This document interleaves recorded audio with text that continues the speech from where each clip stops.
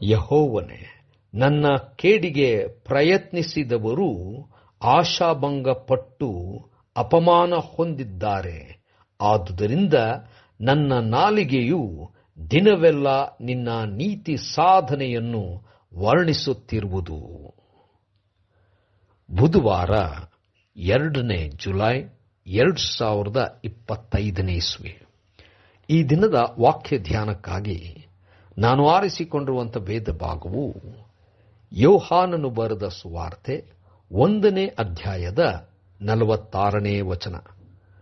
ನತಾನಿಯೇಲನು ಒಳ್ಳೆಯದೇನಾದರೂ ನಜರೇತಿನಿಂದ ಬರುವುದುಂಟೆ ಅಂದಾಗ ಫಿಲಿಪ್ಪನು ಬಂದು ನೋಡು ಅಂದನು ಎಂಬುವಂಥದ್ದೇ. ಕರ್ತನಲ್ಲಿ ಪ್ರೀತಿಯುಳ್ಳ ದೇವ ಜನರೇ, ಶುಭೋದಯ. ನಾವು ನೆನೆಸಲಾರದಂಥ ಸ್ಥಳ ಅಥವಾ ವ್ಯಕ್ತಿಗಳಿಂದ ದೇವರು ಅದ್ಭುತ ಕಾರ್ಯವನ್ನು ಮಾಡಬಹುದು. ದೇವರ ನಾಮಕ್ಕೆ ಸ್ತೋತ್ರ ಉಂಟಾಗಲಿ. ಕರ್ತನಲ್ಲಿ ಪ್ರಿಯರೇ, ಈ ವಾಕ್ಯ ಧ್ಯಾನ ಮಾಡೋಣ. ಈ ದಿನದ ವಾಕ್ಯ ಧ್ಯಾನದ ಶೀರ್ಷಿಕೆ ಏನು ಇಲ್ಲವಾದರೂ ಶ್ರೇಷ್ಠವಾದದ್ದು.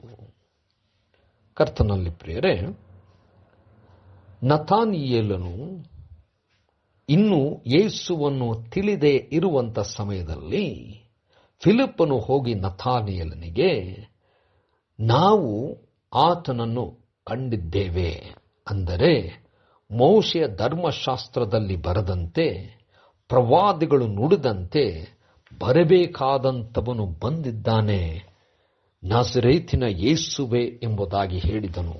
ಅದಕ್ಕೆ ಫಿಲಿಪ್ಪನಿಗೆ ನತಾನಿಯೇಲನು ಹೇಳುವುದೇನೆಂದರೆ, ಯಾವುದಾದರೂ ಒಳ್ಳೆಯದು ನಜರೇತಿನಿಂದ ಬರುವುದುಂಟೆ ಎಂಬುದಾಗಿ. ಅಂದರೆ ನಜರೇತು ಬಹಳ ಚಿಕ್ಕದಾದಂಥ ಪಟ್ಟಣ. ಅದರಲ್ಲಿ ಯಾವ ರೀತಿಯಲ್ಲೂ ಕೂಡ ಏನೋ ಶ್ರೇಷ್ಠವಾದದ್ದು, ಉತ್ತಮವಾದದ್ದು ನಡೆದಿರಲಿಲ್ಲ. ಯಾವ ಶ್ರೇಷ್ಠವಾದಂಥ ವ್ಯಕ್ತಿಗಳಾಗಲಿ ಅಲ್ಲಿರಲಿಲ್ಲ. ಆದರೆ ನತಾನಿಯೇಲನ ಮನಸ್ಸಿನ ಸ್ಥಿತಿ ಏನೆಂದರೆ, ಇಂಥ ಯಾವ ಗಣನಿಗೂ ಬಾರದಿರತಕ್ಕಂಥ ಚಿಕ್ಕ ಪಟ್ಟಣ ಯಾವುದಾದರೂ ರೀತಿಯಲ್ಲಿ ಇಂಥ ವ್ಯಕ್ತಿ ಬರಲಿಕ್ಕೆ ಇಲ್ಲಿಂದ ಸಾಧ್ಯವೋ? ಕರ್ತನಲ್ಲಿ ಪ್ರಿಯರೇ, ಅದಕ್ಕೆ ಫಿಲಿಪ್ಪನು ಹೇಳುತ್ತಾನೆ, ಬಂದು ನೋಡು ಎಂಬುದಾಗಿ. ಅಸಾಧ್ಯವಾದಂಥ ಸ್ಥಿತಿಯನ್ನು, ಪರಿಸ್ಥಿತಿಯನ್ನು, ಸ್ಥಳವನ್ನು, ವ್ಯಕ್ತಿಯನ್ನು ದೇವರು ಆರಿಸಿಕೊಂಡು ಶ್ರೇಷ್ಠವಾದಂಥ ಕಾರ್ಯ ಮಾಡಬಲ್ಲನು. ನಮ್ಮ ಮನಸ್ಥಿತಿಗಳು ಕೆಲವು ವ್ಯಕ್ತಿಗಳ ಮೇಲೆ, ಸ್ಥಳಗಳ ಮೇಲೆ ಅಥವಾ ವಿಚಾರಗಳ ಮೇಲೆ ಬಹಳ ಕ್ಷೀಣವಾಗಿರುವುದು. ಅವರ ಬಗ್ಗೆ ನಮಗೆ ಯಾವ ರೀತಿಯಾದಂಥ ಅನಿಸಿಕೆಗಳಾಗಲಿ, ಅದರಿಂದ ಯಾವುದಾದರೂ ರೀತಿಯಲ್ಲಿ ಉತ್ತಮವಾದದ್ದು ನಡೆಯುತ್ತೆ ಎಂಬಂಥ ನಿರೀಕ್ಷೆ ಆಗಲಿ ಇರುವುದೇ ಇಲ್ಲ. ಇಂಥ ಸ್ಥಿತಿಯಲ್ಲಿ ದೇವರು ಅಸಾಧ್ಯವಾದದ್ದನ್ನು ಮಾಡಬಲ್ಲನು. ನಾವು ನೆನೆಸದೇ ಹೋದರೂ ನಡೆಯುವಂಥದ್ದನ್ನು ನಂಬುವಂಥವರಾಗಬೇಕು. ದೇವರಿಗೆ ಎಲ್ಲವೂ ಸಾಧ್ಯ. ಮನಸ್ಥಿತಿ ಬದಲಾಯಿಸಿಕೊಳ್ಳೋಣ. ಕರ್ತನೇ, ದಯಮಾಡಿ ಸ್ವಾಮಿ, ನೀನು ಯಾವುದನ್ನಾದರೂ, ಯಾರನ್ನಾದರೂ, ಯಾವ ಸಮಯದಲ್ಲಾದರೂ ಉಪಯೋಗಿಸುತ್ತೀ.